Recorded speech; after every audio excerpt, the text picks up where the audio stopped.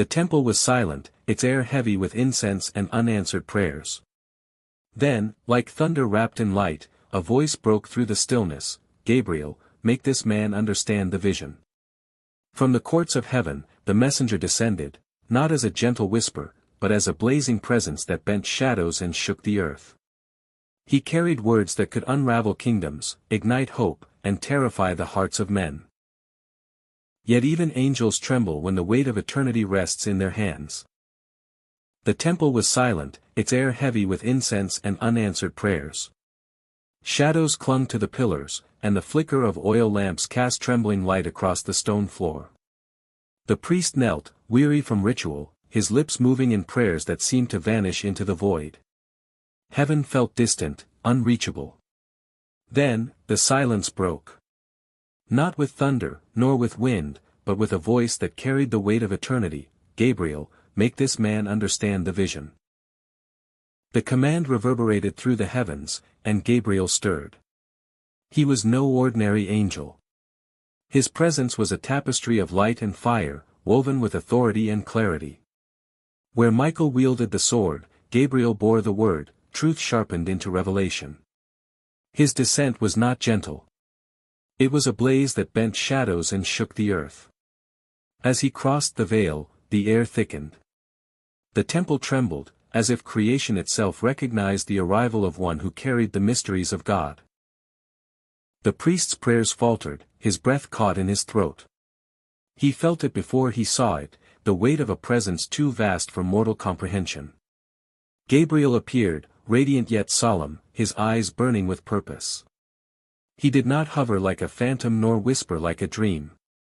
He stood, grounded, a messenger bridging heaven and earth. In his hand was a scroll, glowing with words that could unravel kingdoms and ignite hope. The priest fell to the ground, trembling. Fear coursed through him, not the fear of death, but the fear of revelation, the terror of knowing that the divine had chosen him to bear a truth too great for his frail humanity. Gabriel spoke, his voice steady, resonant, and unyielding. Each word was a flame, burning away confusion, piercing through doubt. He reminded the priest of visions seen by prophets before him, of promises whispered through generations, of a child yet to be born who would prepare the way. The temple seemed to expand, its walls stretching into eternity. The lamps flared, and the incense smoke curled into patterns that mirrored the stars. Heaven and earth were no longer separate, they had collided in this moment. Yet Gabriel knew the weight of his mission. He had seen men falter under prophecy, kings tremble at visions, and nations crumble under the burden of divine truth. His task was not simply to deliver a message but to ensure it was understood. The priest raised his eyes, meeting Gabriel's gaze. In that instant, clarity pierced his soul. He did not fully grasp the scope of the vision, but he knew its source. And that was enough.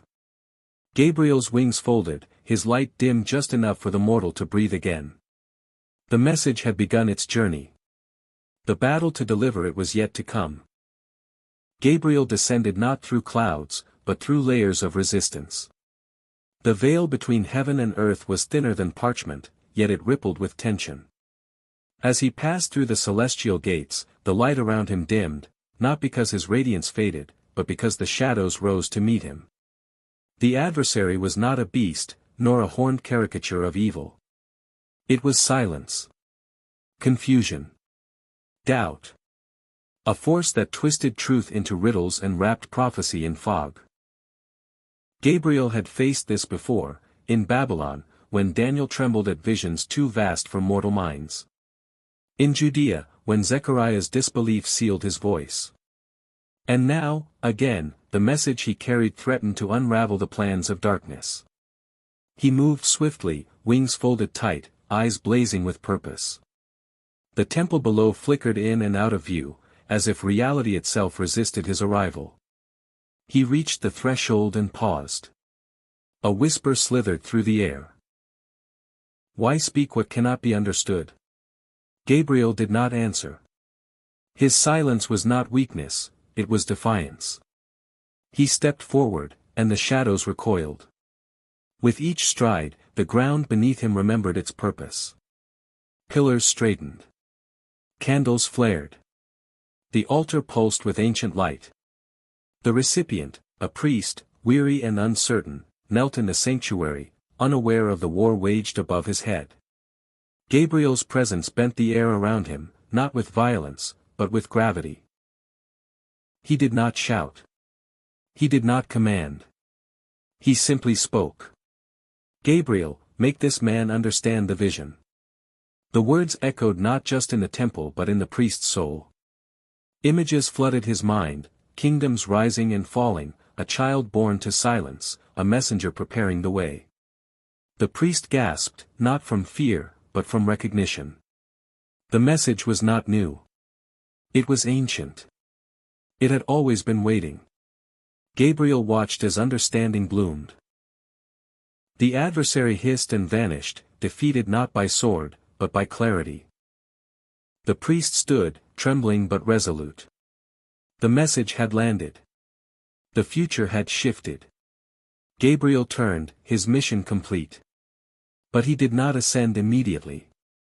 He lingered, watching the priest write, speak, and believe.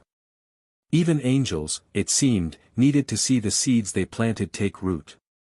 And then, with a final glance, Gabriel rose, not as a whisper, but as a blazing presence that bent shadows and shook the earth. The temple was still trembling when Gabriel stood before the priest. The air was thick with incense, but now it carried a weight far heavier than smoke, the weight of revelation. The adversary had been silenced, the shadows bent back, and the path was clear. Yet Gabriel knew that the hardest part was not the battle above but the burden below. The priest's eyes were wide, his body trembling as if the very marrow of his bones recognized the presence of eternity. He had prayed for answers, but now that the answer stood before him, he feared its cost. Gabriel's gaze softened, though his radiance did not dim. He had seen this before, mortals overwhelmed by visions too vast, truths too heavy. His task was not only to deliver the message but to anchor it in a heart that could bear it.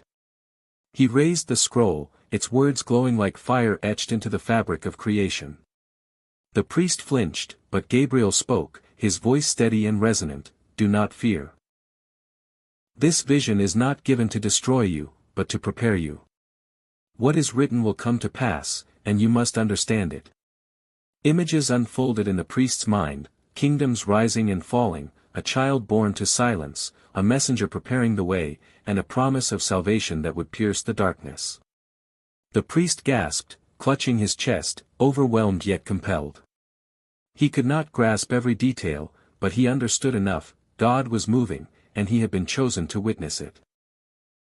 Gabriel watched as comprehension took root.